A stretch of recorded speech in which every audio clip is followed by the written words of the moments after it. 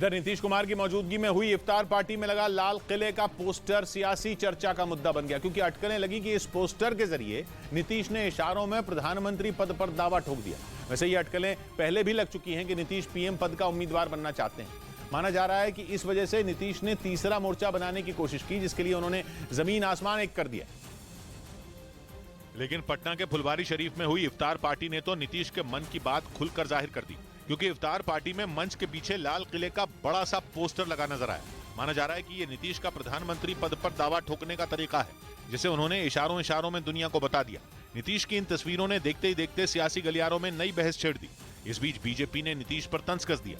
अभी पोस्टर में ही prime minister रहेंगे।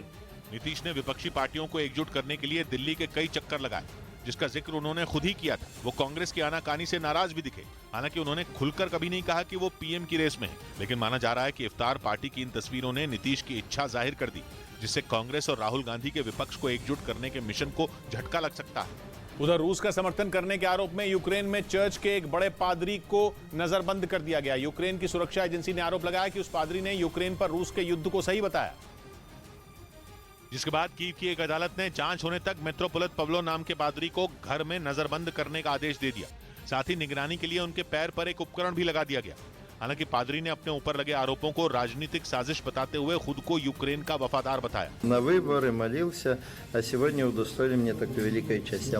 अदालत के फैसले के बाद पादरी मित्रोपोलित पवलो के समर्थक सड़कों पर उतर आए और हाथों में पोस्टर लेकर विरोध प्रदर्शन किया, जबकि सैकड़ों लोगों ने नजरबंदी के फैसले को सही बताते हुए रूस परस्त लोगों के खिलाफ नारेबाजी की।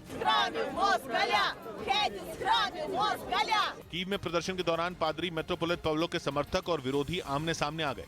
हालांकि ये गनीमत रही कि हल्की फुल्की बहस के बाद दोनों गुट के लोग अलग हो गए। इधर दिल्ली के नेबसराय में एक लड़की पर खूंखार अमेरिकन बुली नस्ल के एक पालतू कुत्ते ने हमला कर दिया, जिसके खिलाफ उस लड़की के परिवार ने मामला दर्ज करवा दिया और आरोप लगाया कि कुत्ते के मालिक ने उनकी बेटी की मदद तक नहीं की। उन्होंने उस कुत्ते को इमारत से हटाए जाने की मांग की। ओपनली कह रहे हैं कि हम कुत्ते को नहीं हटाएंगे। कुत्ते के मालिक पर आरोप है कि इस घटना पर उसने माफी तो नहीं मांगी, उल्टा उस लड़की के परिवार से झगड़ा करने पहुंच गया।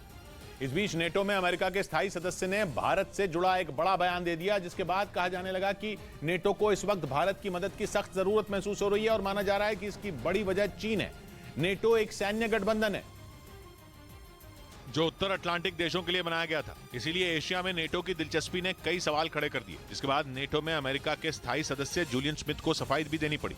उन्होंने साफ किया कि वो भारत को सदस्यता देने का जिक्र नहीं कर रहे, लेकिन वो भारत का सहयोग जरूर चाहते हैं। नेटो के जरिए अमेरिका अपने दुश्मनों को घेरने की कोशिश पिछले कुछ दशकों में करता रहा है। पहले इस्लामाबाद में भी नेटो की फौज तालिबान के खिलाफ ऑपरेशन चलाती रही थी। अब अमेरिका की टेंशन चीन को माना जा रहा है और चीन को घेरने के लिए नेटो के लिए भारत बेहद अहम साबित हो सकता है। ऊपर से क्वाड में पहले ही भारत और अमेरिका साथ हैं, जो चीन के खिलाफ बनाया गया गठबंधन है।